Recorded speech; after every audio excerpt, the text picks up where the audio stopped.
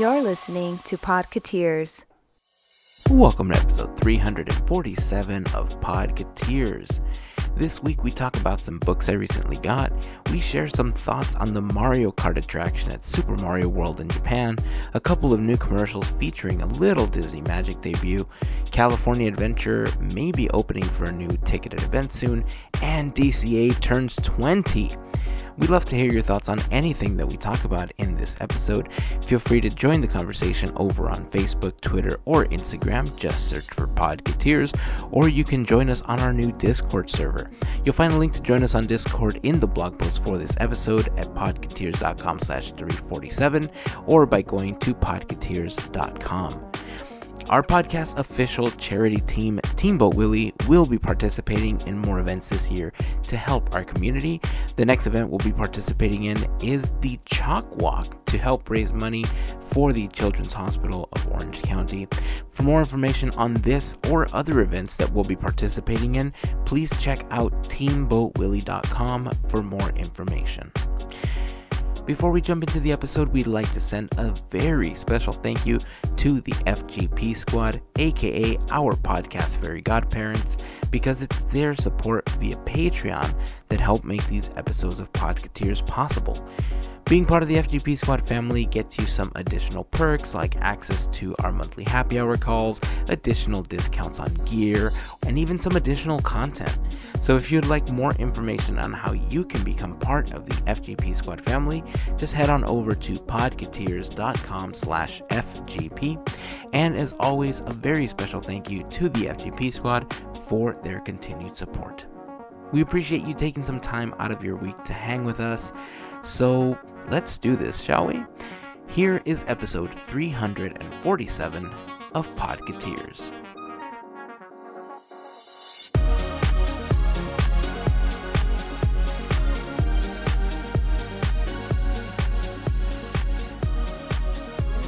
Alright, how's it looking? It looks good. Sweet. Good. Yay. I'm gonna get one more drink of my craft store smelling tea here. Smelling tea. Yeah. So my wife and I have gotten into drinking different types of tea recently, and I purchased, it's pretty well known, I think, that I like orange flavored things, right? Anything. Yeah, and I saw this orange spice tea, and I thought, oh man, that's gonna be fantastic. I need to get this in my life. And so I bought the box, brought it home, opened it up, and I smelled it. It's like, oh man, this smells fantastic. Because in my brain, the main smell that was clicking for me was the orange smell that came from the box, right? And I told my wife, oh man, look, this is great. And she smelled it. She's like, nope, can't drink it. I was like, why not? She's like, I just don't want to drink it. It doesn't smell very good. And if you've ever walked into a craft store, like here in Southern California, there's a store called Michael's. And until she mentioned it to me, I didn't smell that. Like, it just smelled like orange. But now it smells like Michael's to me. And I'm still drinking it. I still like it. The flavor is good. But, It was just funny that she made that connection, and now I can't unsmell it. Now that's everything that I smell. But yeah, it's been pretty cool. We've had a chance to try different teas. I've tried replacing a couple cups of coffee here and there with That's tea good. because normally tea has less caffeine than coffee does. Right. And the amount of coffee I was drinking was really screwing me up. Yeah. So I had to find another way to feed the fiend inside. And this is it. There's still caffeine, but not enough to do the damage that all the coffee was doing. So, yeah, been pretty happy with that. Nice. It's been a good and rough last few weeks, especially when I kind of started to come off the coffee because my body was readjusting to not having those levels of caffeine. Yeah. On top of the fact that, as you know, I got the second COVID shot. I got it just days before my birthday. And, Right. whew, the first shot was rough. It was a couple weeks of just intense pain. And I want to make it clear that this was my experience with it because of things that are wrong with me. Not everybody goes through this, and other people that have had the shots have a much better experience. They do have flu-like symptoms. They maybe have a fever. They have body aches here and there, but my body took it to a whole new level, and it was rough. And I had people asking me if I was going to do the second one, and I said, bleep yes. Because it's important for me, it's important for my family, it's important to end the pandemic that we're in. So yeah, if I have to go through that again, yes, absolutely, I'm going to take the second one. And the second one did not disappoint. It was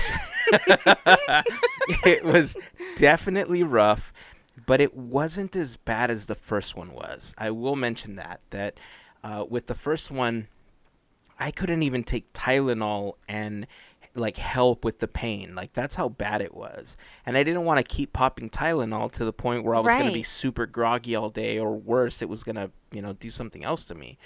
So I had to limit that. And this time around, it was painful, but I was able to get through most of it without taking any Tylenol, which was great. So yeah, totally. Although it was rough, I'm super glad that I took it. Another question I started to get when friends and family realized that I took it was, are you ready to go back to Disneyland? No, it's not. No, not yet. Because there still isn't enough information about if you can still contract it, and maybe it won't affect me because I have a vaccine, but can I still transmit it to somebody else, and can they still get sick? That's a good question. Until there's more information about that, I'm not going to just willy-nilly put myself out in front of people that might infect me. I'm still going to double mask. I'm still going to be as careful as possible, still wash my hands, still everything that I've been doing until the majority of the population has received their vaccines, until I know my wife has gotten one, until I know the rest of my family has gotten one. Then and only then will I start to feel safe enough for us to be able to get together without putting anyone in danger. That's pretty much the same sentiments here. And I know there's people out there that are like, look, you gotta go out. You gotta this. No, I don't. I don't want to sound like a jerk. I'm going out for the necessities. Again, if you feel safe and if you don't have conditions that allow you to do that with a lot more certainty and you feel safe, have at it. Be safe. Go out, do you. But I know what can happen to me, which is why I'm being extra safe. So it's not me knocking on anybody. It's not. The ones I am knocking on are I can't use those words on the podcast, are the people that still refuse to wear their mask and cover their nose and mouth. I went to the store the other day, and there was this guy that had a chin strap, and so I super politely asked him, sir, would you mind covering your nose and mouth? You're putting a lot of people at risk here, including yourself. He turned and he stared at me for 2 seconds, and he told me to bleep off. I was like, seriously? Really? Wow. I was like, all right, well, whatever. Somebody else heard him, and I guess they went to report him to the people at the store so that they could ask him to put his mask on. And I didn't stick around to see whatever turned of that. I didn't care enough. But, I walked away. I paid for my stuff, and I just left. I was like, I'm not going to deal with this clown. This is garbage. So those people still exist. Protect yourself, because those are the people that are carrying this pandemic over the past year. So my birthday was a little rough. Because I got I got the shot just a few days before it. Thank you to everyone that sent me birthday wishes on the Discord server and all the text messages and everything I received. I was super touched. It was very kind of all of you. I really, really, truly appreciate all of you. And I want to show you what I got for my birthday. Can I show you what I got for my birthday? I'm so excited for it. Oh my God, I'm so excited. I gotta show you what I got for my birthday. Show it. Okay, so let me just put it this way. I have a lot of reading to do.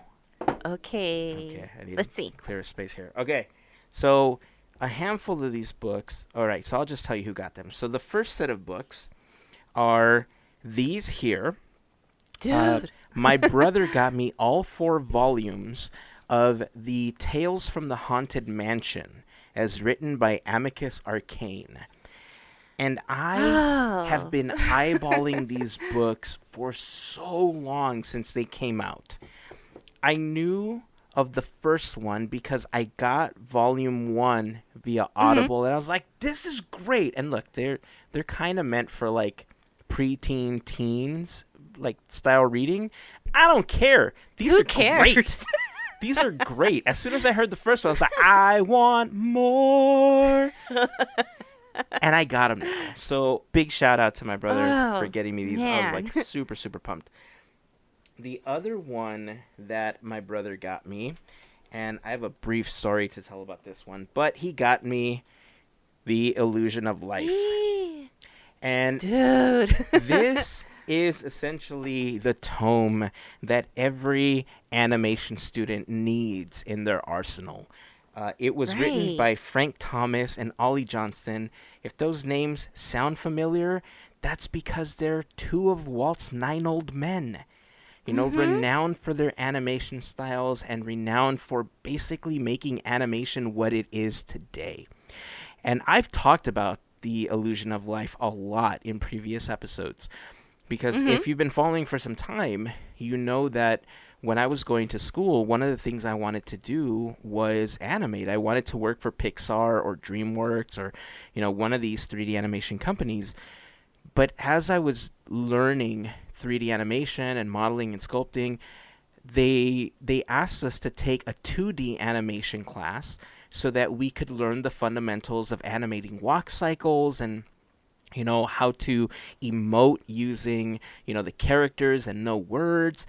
And the teachers that were teaching where I was going to school were Disney alum, and they work for studios like Disney. They work for studios like Wow. Fox, and I was so into it that I loved this book. I love what it gave me a basis for what I was trying to do. Mhm. Fast forward years. I'm not going to tell you how many because it's going to totally date me, as if the gray hair on my damn face doesn't do that already. And we had a pipe burst in our house. And Mhm. this book was in a box that was on the floor when it Oh. flooded. And because the Ouch. box absorbed most of the water, it bled into the books inside. And needless to say, that one, along with maybe about 12 or 13 other books that I owned at the time, were completely damaged. They were just Ugh. bad. And That just hurts to hear. yeah, I mean, I tried to dry the book and I tried to, save it, but the Mhm. pages were all stiff and crunchy, and like it was just. Man. I ended up having to get rid of it, and it hurt me like you wouldn't even believe. And at the time, the book was really expensive, and I just kind of thought, one of these days I'll just get the book again. Whenever I have money, whenever I have time. But when it happened, I was also kind of out of the 3D animation space. I wasn't really animating anymore because I had shifted my goals to doing more motion graphics and video editing because I really, really enjoyed doing that stuff. So I was doing like TV and radio production stuff at the time. So I was learning a lot about broadcasting and editing for broadcast and stuff. So I thought, okay, well, I don't have to get it right now because it's not what I'm doing, right? It's not anything I'm Right. concentrating on. Right. Over the years, I just kept thinking, I gotta get this book again. And every time I would pick up a pencil, when I got my note and I started sketching on my note, I was like, man, I wish I had this book Uh-huh. again. And so now I have my note again, and I'm You thinking, do. like, man, I should get this book. And, my birthday was coming up, and I guess people started looking at my Amazon wish list, and it just happened to be on there. And I don't have alerts for when people buy me stuff. I just kind of let it sit there, and it whenever something happens, then cool. And then this box shows up with all these books. And Wow. I have to tell you, I kind of got like teary-eyed when I opened the box and I saw that on the bottom, because Aw. it's been like, my brother knows what that book means to me, Right. and it means a lot to him. We went to school for a while together and took several classes together where we animated and did these things, so he knows how much that book means to me. So the fact that he was able to get me a new copy for my birthday this year, I'm telling you, I can't even describe the happiness I felt when I opened it. So Aw. that was in my birthday box. So again, huge thank you for that gift. On top of that, I got a couple more books. This was from my mother-in-law and from my father-in-law. I guess they know I like Disney stuff because they got me the Nice. the Disney monorail book, the Imagineering Highway in the Sky by Jeff Curdy. And Vanessa Hunt and Paul Wolski also wrote the book. So I have that book as well. I got another book that I've been really looking forward to by Fox Nolte, called Boundless Realms, which is Nice. another book on the Haunted Mansion. Am I tired of Haunted Jealous. Mansion books? Hell no. This is definitely one you want, by the way. Yeah. I've read reviews on yeah. this. I've heard from several people that have read it now that it is fantastic and has a lot of great information in it. So Boundless Realms. And then, I know you're going to be excited about this one. Bam! Nice. The unofficial Disney Parks cookbook. So the Boundless Realms and the monorail book, my mother-in-law and my father-in-law got me that. And then my wife unknowingly got me the unofficial Disney cookbook. I think she's going to know now. Surprise. Yeah, surprise. But that was technically a gift from her. Aw. On top of that, I have a book that I only got through about a third of the book when I had it, and I kind of regret it at this point, but it's a book called The Disney War. I found a used copy of it. It's about the Eisner era of Disney and all the stuff that was going on within the studio and outside the studio, and how they were trying to push people out, and everything that was going on internally. And everybody that's read it speaks so highly of that book. I remember just reading a portion of it, and then I think I let somebody borrow it, and then I just never saw it again. Bermuda Triangle. Something like that. Yeah. Yeah. Well, who knows? It might be in my garage somewhere. I don't know. Who cares? I got another copy of it. And then I got myself just another used book that I found. It was one of the Good Eats Alton Brown books that I was missing from the Nice. original Good Eats TV show. I love to cook, but I'm also a huge Alton Brown fan. So I thought I would get that book because I saw that it was used and it was only $6, and I thought, you know what? Score.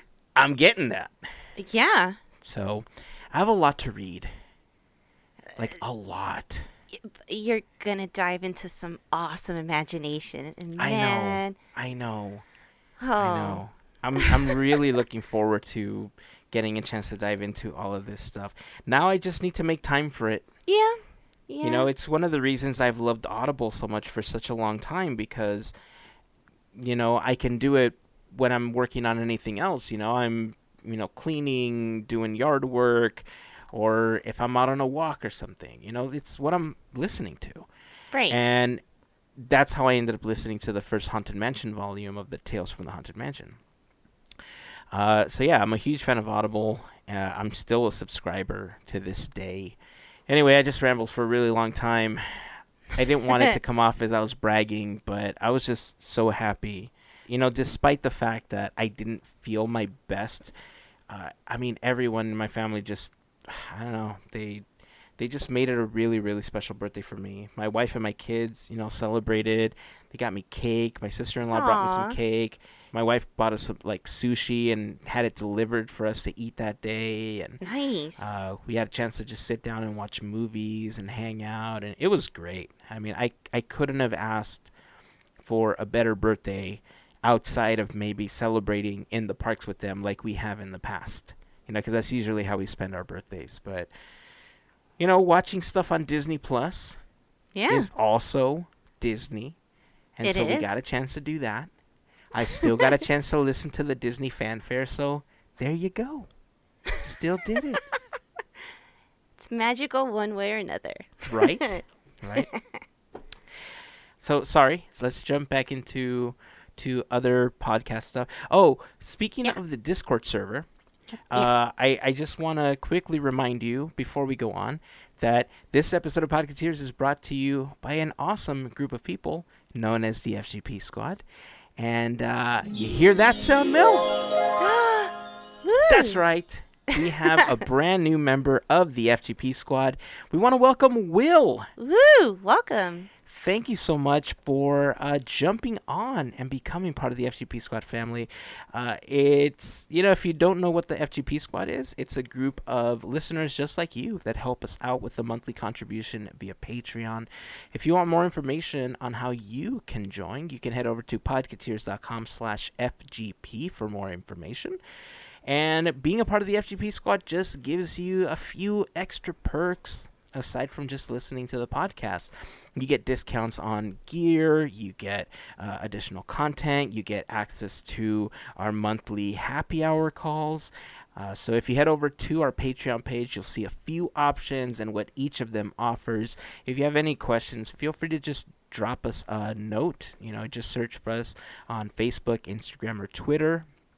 Just search for Podketeers, and we'll be happy to answer any questions that you may have. So, to the members of the FGP Squad, we just want to send a huge thank you for your continued support.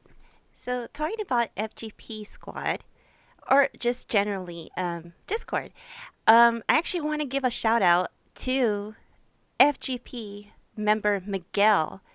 And you know how we try to find good things in articles or news or stuff like that? Yeah. Miguel decided to pay it forward on Discord, and he offered, 2 Disney books. Man, it's just awesome. I went ahead and, asked for one of the books, and he just inspired me to just pay it forward to someone else. And I think, I was like, we talk about the FGP. We talk about how awesome that, they are. And this is just one thing. So Miguel, you know what? You rock. You totally rock. And there you go. That's pay it forward, folks. Nice. Share that magic. Shout out, Miguel. You so totally rock. Noggin. Dude. Dude. Oh, whoops. Wrong one. That's awesome. Yeah, I saw the books Yeah. that he was posting on there. Those are really great books. Yeah, they And are. I own them already. So I was not able to take him up on the offer. And at first, I think he posted it in the FGP specific chat. And I think most of the members had the books already. So Yeah. I think that's when he posted it in the general chat. So yeah, super cool. Miguel's really awesome. Mm-hmm. So let's talk some Disney stuff, shall we? Yeah. Sure. After bragging about all these damn books, I feel bad. I kind of feel bad. I don't want to come off No. as bragging. I don't know. It just made me No, really no, no. happy. You deserve a magical time. It's all good. Well, It's all I good. appreciate you saying that. Thank you. So did you watch the Super Bowl? Is that something you even cared about this year? Because I kind of didn't.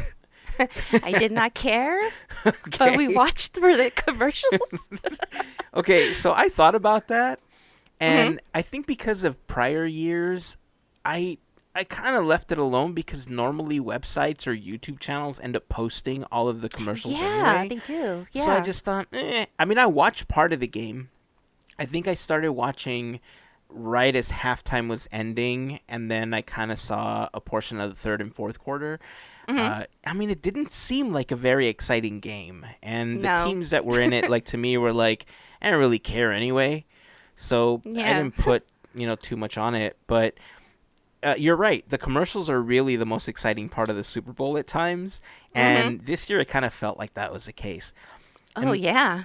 Although there was a lot, there's 2 that I want to point out. There's 2 commercials that debuted this weekend that I wanted to point out because they feature Disney characters. The commercials that I want to point out are specifically for the brand new Chevy electronic vehicles that are going to be debuting on February 14th. It's for the new Bolt Mm-hmm. EUV and and for the I don't know if it's for one or for both, but the commercial that they had, there's one that features Tinkerbell or just kind of magic coming out of a car. There's a little Right. girl inside of the car, starts waving a wand, and you see pixie dust flying all over the place. And it looks, I can't tell if it's just magic. I'll have to watch it again. I can't Mm-hmm. tell if it's just magic surrounding the car or if Tinkerbell is flying around it. Either way, there's magic and pixie dust going around this car.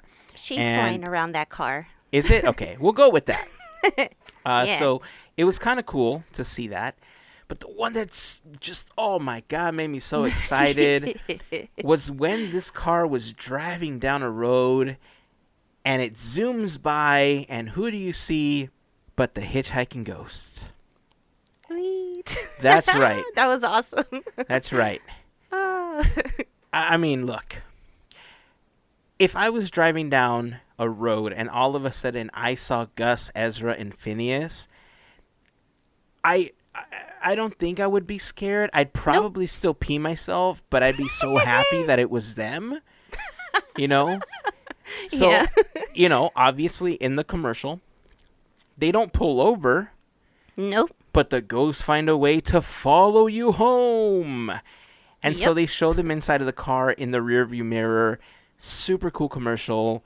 I don't know if they're going to be debuting these vehicles at Disney World or if they have some kind of contest that's going to be coming up, because it seemed like a weird pairing for them to be, just teaming up with Disney for these, random commercials. Mm-hmm. But I don't care. No, I no. mean, We the will commercials take were more. cool. Oh yeah. Give us more hitchhiking ghosts. Yes. Yeah, I Oh my love it. gosh. If you haven't had a chance to see the commercials, I will put them in the blog post for this episode over at podketeers.com/347. I'm pretty sure we can put videos in the Discord server, so I'll probably just post them both there as well. But Awesome.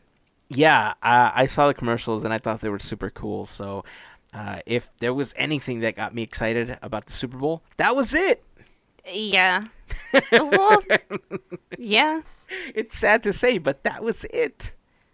I'm sorry to all you Bucks fans and all you Chiefs fans out there, but it is what it is. I mean, I honestly don't care that Tom Brady's getting another ring, so whatever. So yeah. Speaking of cars, I want to shift away from Disney a little bit. It's still theme park, but did you have a chance to watch the ride-throughs for the new Mario Kart attraction at Universal in Japan? Yes. Both Okay. versions. Yes. What did you think? Off the bat, I see the potential in the AR, but I prefer it without it. I did. I know. Weird. It's totally weird. But it's because I think it's because I can't really see through the lens. Like, you know how you're kind of limited, so you really can't see like the full effect. So it could be different if I were to go to Japan whenever that happens. But I mean, like I said, I see the potential and it looks cool, but I think because I love attractions where I could see like the set and how it looks and whatnot. So for me, I preferred without the AR. Yeah. So I saw both videos as well.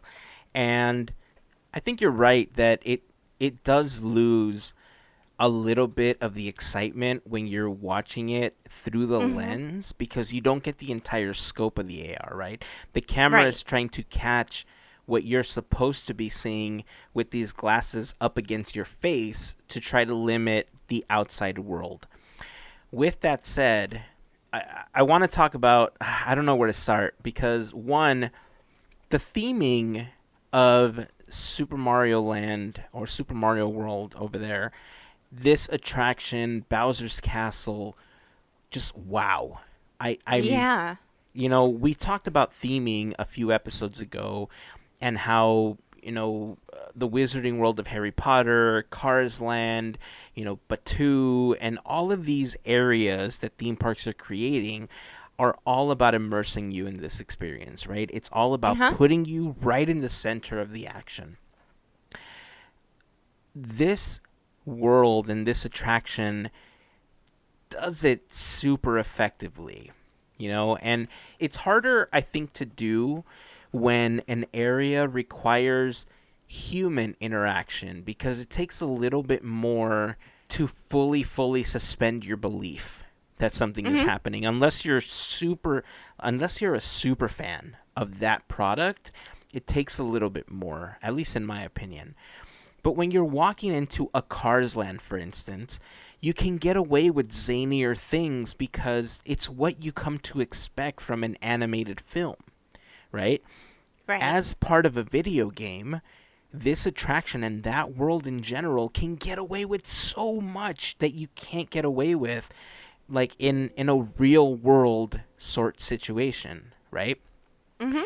So when you walk in, the theming is impeccable. I love it. It's like stepping into every single Mario game you've ever played outside of the 8-bit world, right? It's all 3D Yeah. based. Like it's all from Super Mario 64 all the way up to maybe just before Odyssey, because there isn't a lot of Odyssey in there.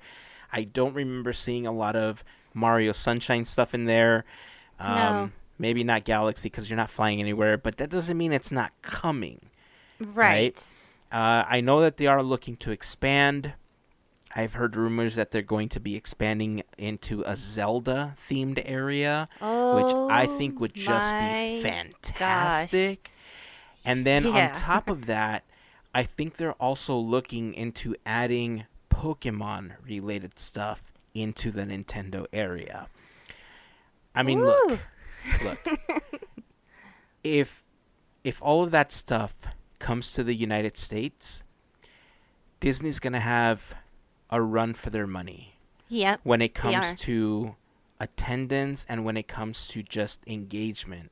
And I'm not saying that Disney isn't going to still be on top in most cases, but considering that Disney no longer has an annual pass, at least for the time being, Right. we know that one is possibly coming, but we also don't know what the price is going to be. But historically speaking, the annual pass for Universal is much less expensive. And Correct. you get less blockout dates, you get way more perks for that one. So even if Universal bumped theirs up a little bit, it may still be a better value. And if all of these Yeah. lands opened up, whew, man, I mentioned it before. I have never, ever thought more about getting a Universal Pass than when those things become available. I need a new wardrobe to go to Universal because it's only Disney, so that's my issue. I feel horrible wearing Disney somewhere else. So I'm like, yeah, I would get a pass. I mean, you mentioned Zelda, and it's like, oh my gosh, I love just the music. So if they could bring that Mm-hmm. and have like the fairy fountain somewhere, oh my gosh, I know. yeah, yeah, I would get a pass like really fast. Imagine just walking into some weird old dungeon with two torches and some old dude's like, it's dangerous to go Yes, alone. Take this. And then he gives you like a little foam sword or something. Come on now. right? I think Universal is going to be bringing us some awesome stuff. Again, the Zelda thing and the Pokemon thing are not confirmed. They are just rumors. Right. It's just something I would love to see, but considering what they've done with Mario so far, whew, Mhm. man, I cannot wait to see what else they bring us. So this attraction, as you're walking through the castle, the queue is so good. Like it's like playing a video game. Mhm. Again, you can get away with so much, and the theming is done so well. By the time you are in the queue, it's kind of like Rise of the Resistance or Smuggler's Run, where you get a queue and then they have a holding area before they actually board you onto the attraction. So there's like a little show and everything that you watch, right? Right. And then when you board it, the thing that I really, really liked about the attraction is the fact that they didn't go 100% VR. I love the fact that on the attraction there are still like animatronics, and there are still these 3D models of things that if VR makes you sick or the Mhm. glasses aren't working, that there are still things happening around you where you can still enjoy the attraction without having to do the AR part of it. That said, I'm a huge, huge fan of AR stuff, and I love when VR gets AR and VR get integrated Mhm. into just real world situations, right? Right. And so this attraction, it I did have some issues with how much stuff was going on in the glasses, because at times I felt like it really took you away from enjoying the sets that were built. Like it just seemed That was so yes. busy Yes. inside of the Yes. glasses, right? And Mhm. then I don't know if this was just an artifact of the camera's microphone not being good enough to pick up the sound, but I saw a couple different versions of these videos, and I got the same thing from them, that the sound that all the sound effects essentially that were happening for the effects in the glasses were overtaking the soundtrack of the attraction. And the soundtrack sounded really, really good. And I kept trying to really pay attention to the music in the background, and it was really hard because of all of the crashing and the wahoos and the woohoo and the ahs that were happening. So I don't know if again if that was just a microphone issue with the cameras being used, but that felt really distracting, and I felt it took me out of the element. Yeah. Um, but yeah, everything that they showed, the way that they were projecting things, the Rainbow Road track, that they had on there, it looks so freaking good. It Uh, does. I'm just again, the only other thing is that it's Mario Kart, right? And for Mario Kart, like you expect speed. So the mhm. only other gripe I had with it is that it just felt so slow going through the attraction, considering you're supposed to be racing for something. It looks like it was a stroll, like Mickey and Minnie's Runaway Railway goes faster than this attraction felt like it was going. Yeah, it totally did look like that. And actually, I had a talk, excuse me, I had a talk with a friend, and we were talking about how we expected like speed, but we don't know, and I hope someone could confirm this, but we don't know if they're blowing like air to kind of make it feel like they're going fast, like that kind of effect, like Yeah, yeah. like a dark ride. But um that's my one little thing that I wish it had, and I thought you just said Mario Kart, so I thought Indy Jeep. I don't know, Yeah. bumps and stuff, because things get thrown at you. I was thinking that, so I felt like that kind of those elements were missing. Um, Rainbow Road needs a little bit more rainbow. Yeah.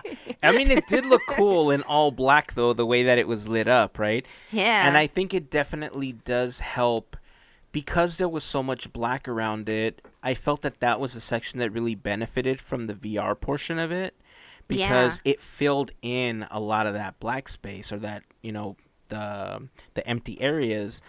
But yeah, I mean, when they first announced this attraction, I was expecting Radiator Springs Racer style attraction or Oh test track yeah. style attraction, where there's Mhm. actual racing going on, and you get to feel that you're in the attraction. I mean, this is just a dark ride that happens to be taking you through all of these elements, and you're right. They very well could be blowing air in your face and, doing things that make you feel like that. But if you kind of watch some of the videos, like I was trying to watch the corners of where the vehicle was and Ah, how it was moving, and if there was any sudden jerks or anything, because cameras have really, really good stabilizers now. So it could have been that while filming, the stabilizer just did a really good job of removing all of the shakes and everything that were happening. So I was doing my best to pay attention at the movements of the vehicles, and no, it just kind of feels like they're strolling through yeah. this track in this castle. So yeah, outside of that though, I'm still excited to be able to get on this attraction. If they can add a little bit more speed, or if when they modify it, and bring it over here, I hope that it's not a one-to-one copy. I hope that they're able to modify it a little bit to either make it faster or to, you know, I don't know, make it more Mario Karty. You know, Yeah. I just I think they did a fantastic job, but I also think that there's a lot that they could do to make it, better when it Yeah. eventually comes to the United States and we get it in Florida and we get it in California. So, if you haven't had a chance to watch the attraction, head over to the blog post for the episode, podketeers.com/347, to take a look. Let us know what you think. Are you excited about it? Are you a Mario fan? And is this something that you've been waiting for a long time? I know a lot of the people that listen, some members of the FGP Squad are huge gamer nerds. Mhm. They grew up on Mario. They grew up on Zelda. These are Yeah. games from our childhood just as much as Disney was a part of many Right. people's childhoods. So I'd love to hear from all of you listening how you feel about this attraction, and how much pressure do you think that this land opening in Japan and in the United States will eventually put on Disney for them to step up their game even more? Okay, so back to California. It looks like California Adventure is going to be opening for a very special food event. Yes. I'm sorry for laughing. We've just been down this road many times because I Yeah. think we've heard it. A little birdie told me something. I swore someone said something before. I mean, does it ring a bell? Huh. A little bit. A Yep. little bit. Yep. Yep. Yeah. So, look, it isn't anything new, right? Oh, no, These are no. things that every theme park has done.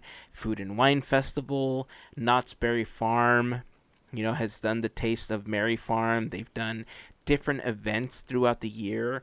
Our friend Jill attended one. Members of the FGP Squad were talking about it on Discord.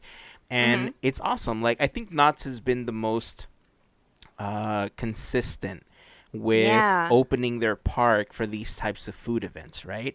Mhm. And I had talked about probably in December, November. I don't remember when we talked about it, but I mentioned, maybe Disneyland should open Main Street and the Hub and just make it this outdoor dining experience through a ticketed event. Yeah. I, And looks like that's happening now in DCA. And we knew that DCA was probably going to start pushing its limits to see how far they could open the park and how much they could get right. away with. I do see that this is a positive thing because they are bringing back just about 1,000 cast members to work. Awesome. And that is in no way near what they had to furlough or lay off, but Right. it's a start, right? Mhm. And again, if this is one going to kickstart the economy, and if you could do it safely, then great. If you feel Right. comfortable doing it and you are being safe about going out there, in your comfort zone, do it. Go get your food, go walk around, do what makes you feel comfortable as long as you're not putting other people or yourself in danger, right? So Mhm. this is cool. I'm glad that they're doing it, especially considering that a lot of restaurants are open for outdoor dining right now in California. It's really weird, because one day we were like, no, everything's closing, but it's okay to go eat. But don't do it together, do it separately. As long as you're doing it together separately. I mean, I'm mangling words here. The point is that things keep flip flopping in California. It's a really difficult situation because the state is so full of people that care about what's happening, but there's also a bunch of people that don't care about what's happening. And finding a balance between keeping the economy alive, keeping people, employed and fed and, with housing, it's, man, it's a difficult thing to juggle. Oh, There's a lot totally. of rays Yeah. of hope with the vaccine, and I'm just hoping the rollouts continue. I know that a lot of other locations here in Southern California have begun to open up. I think Cal Poly Pomona, where I went to school originally, hello, Cal Nice. Poly Pomona Nice, nice. Broncos. I know that they have a facility open. They opened up one of their parking lots and they're doing vaccines there now too, as of this last week, which I thought was awesome. So we're going to see Yeah. this a lot more. I think President Biden just accepted an offer from the NFL to open up all NFL stadiums as vaccine sites, the way that Petco Park, Dodger Stadium, and these other venues had opened their doors to help out with vaccine distribution. So I thought that's fantastic. But yeah, so DCA is going to be getting this thing mid March. I don't know what the price per person is going to be. I know that they've probably announced it somewhere, but I just thought, hey, cool, they're doing something that sounds really familiar to me again. Hashtag where's my money? But, whatever. I'm just glad it's happening. But it did get me thinking, though. I mean, I suggested that they reopen Disneyland because, magical Mhm. place and everything. People want to see Disneyland. But at the Of same course. time, I feel like they're not doing it to Disneyland on purpose because they want to reserve the magic for the day that they can reopen and fully immerse people in the magic. Like Disneyland is not, well, Disneyland proper isn't like one of those like let's half-heartedly do this. And not to knock on DCA, but DCA, always felt more like a hang out and eat and drink beer park than Yeah. Disneyland. You know what I mean? Uh So huh. it makes absolute sense that, I mean, it's converted into a lot more, since it opened, obviously. And, we'll talk a little bit about DCA's birthday because we celebrated DCA's 20th anniversary this last week. So happy birthday, DCA. Woo! Woo. But yeah, I mean, like to me, DCA always felt like the hey, let's go grab a bite to eat and let's hang out. And yeah, they had some attractions and everything.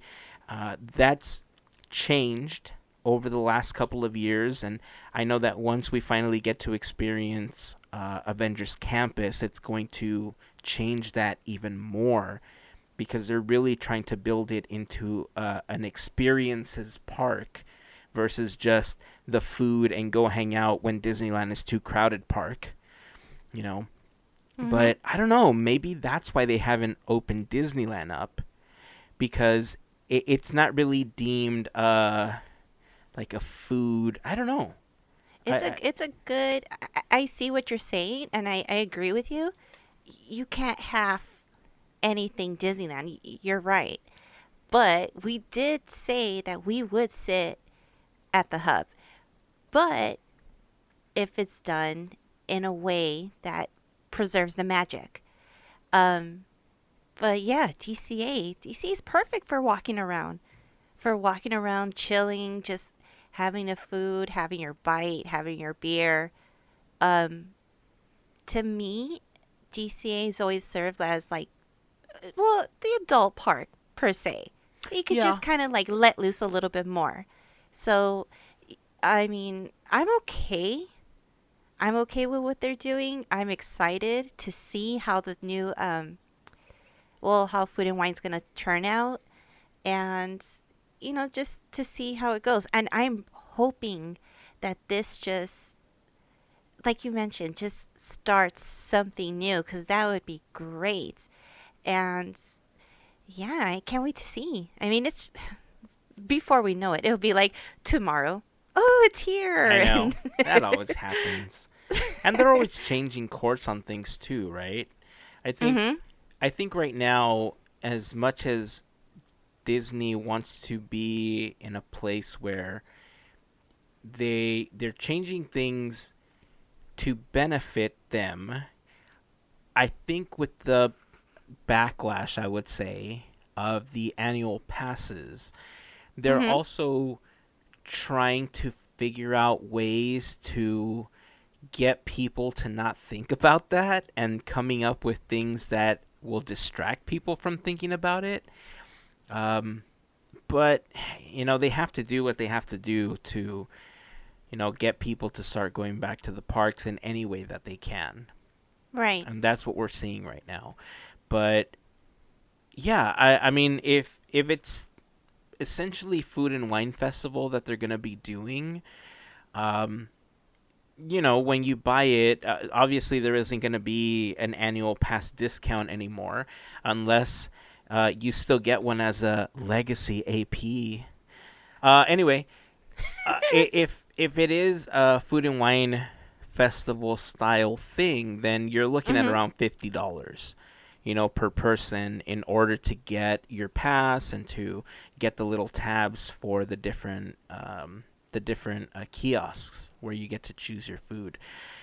If it turns out to be like a seated thing, which I doubt it'll be, I'm pretty sure it's going to end up being some kind of food and wine festival sort of thing.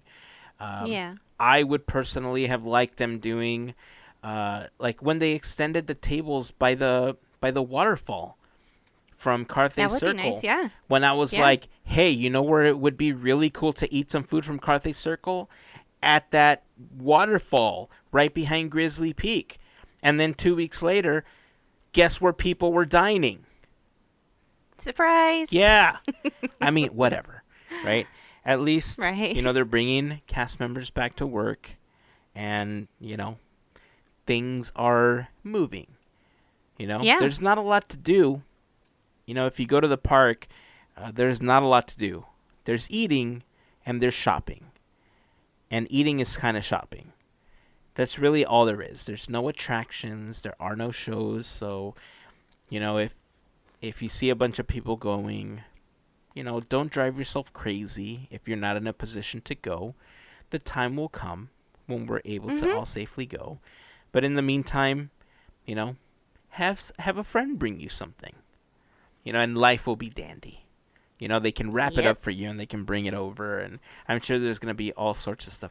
Ooh, they're going to have all those tacos. And if they do food and wine, all those things that we love. Oh, man. Wow. Damn it. Fruit. I Fruit. know. Fruitsy. Oh, I can't even say it. The fruit sushi? Frushi. Frushy. Frushy. I was like, why couldn't I say it? Frushy. Yeah. It's okay. Everyone could laugh. All right.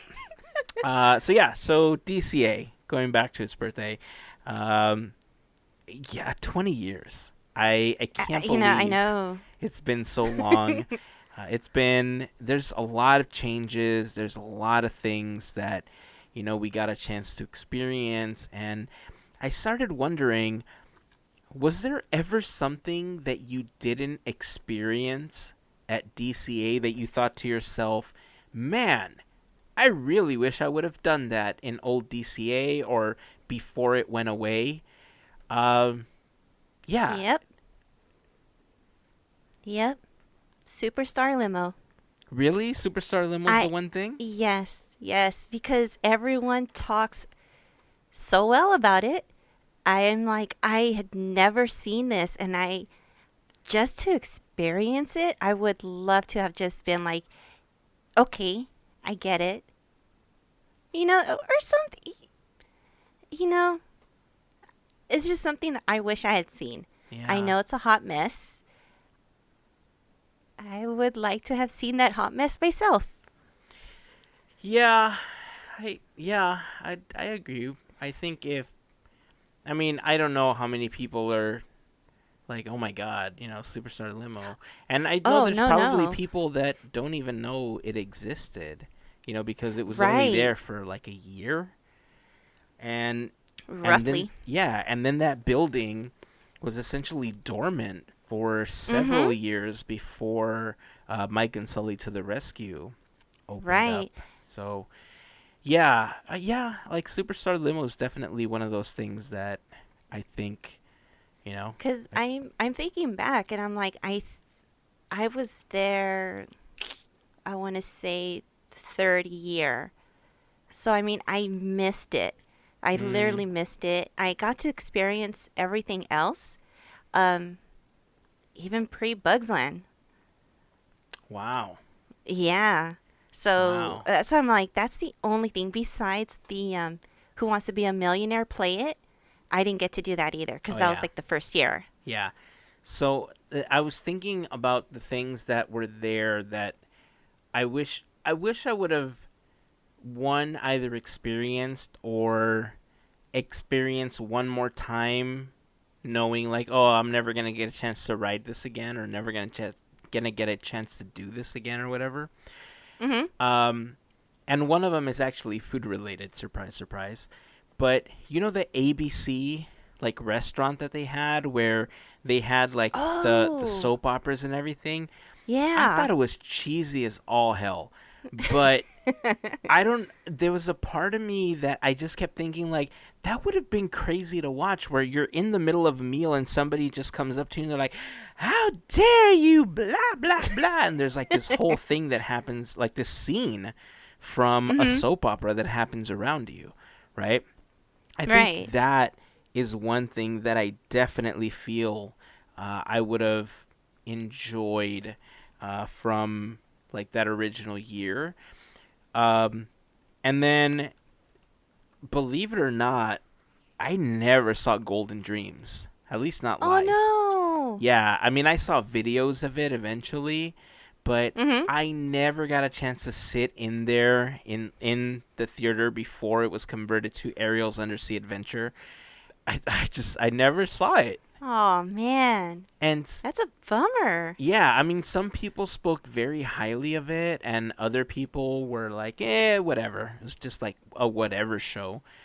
Um, I don't know. There's a part of me that regrets never having a chance to see it. It was good. I liked it a lot. I did. Man, Where's I wonder if they'll ever like see that would be nice to watch. If we ever had the chance like to watch on Disney Plus, like that'd be cool. Because the presentation was pretty awesome. I mean, I liked it. It's beloved.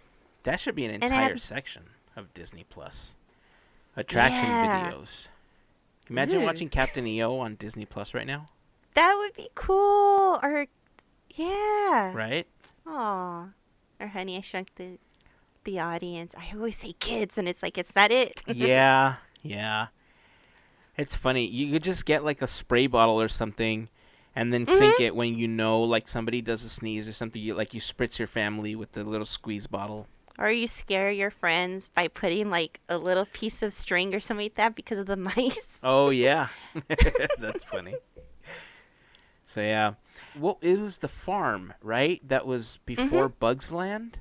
Yeah. Is that where you took your picture? Like you put your face inside of like a cow's face or something? You took your picture? Yes. And that was where you could get cheese sticks. The I cheese remember. sticks. Yes. Yes. I do remember that. Mhm. Okay. I remember people talking about the cheese sticks. And And then they were that's just when, regular benches. yeah, they had the tractors and stuff there, right? That you could take Uh-huh. pictures on. Yeah. Yeah, I remember people talking about the cheese sticks and then heading over to Pacific Wharf to get the sourdough bread and then eating the cheese inside of the bread, because you could either do that or you could get fresh, warm tortillas from the Mhm. factory, because they had a demo of them making tortillas. And then people would put the cheese in there and they would eat a taco or like a small quesadilla, which I thought Ooh. was pretty Smart. ingenious, actually. Um, but yeah, I mean, the first years of California Adventure was just boring, you know. there Yeah. wasn't there wasn't a lot to do. I mean, it had its charm, Yeah, but and it did lack a lot. yeah, yeah. You know, I will say that of all the places I remember eating, there's and it's kind of stupid because it's the same food, but you remember in the early like California Adventure, they had the big ship. It was like the SS Rustworthy or something, but there was a McDonald's inside of it. It's right where the corn dog castle is now, or like the area where the Zephyr and stuff is. Yeah. So again, I know it's McDonald's, but the fact that I didn't get my food from that particular ship McDonald's, I'm like, man, missed opportunity. I don't know why that one sticks in my head so much, but it's just one of those novelty things that I think would have been super cool. You would have gone if you had gone the fries at Disneyland, and then you would be able to get your stuff over here, and it's like the whole meal Yeah. right there. Yeah. Yeah. So, I mean, I'm glad that California Adventure has, morphed into the park that it is today. Because Mhm. those first few years, it was severely lacking anything. It was rough. Yeah, it was rough. It made it through, uh, especially, the boardwalk area.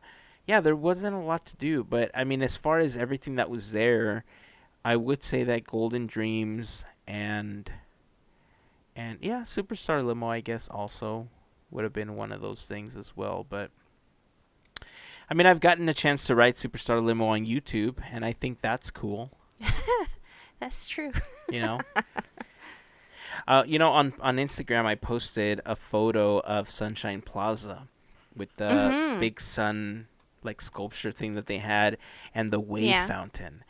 I mean, I was looking through photos to see if I had anything that I wanted to post.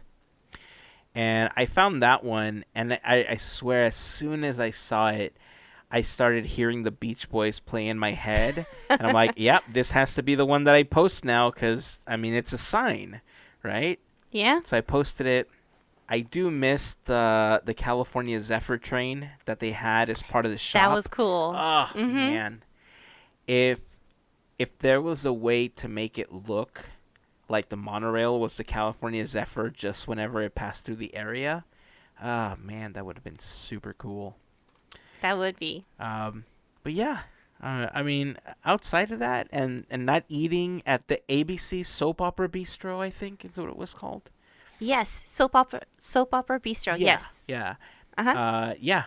Those were the things that I just wish I would have done. Do you have any other ones? No.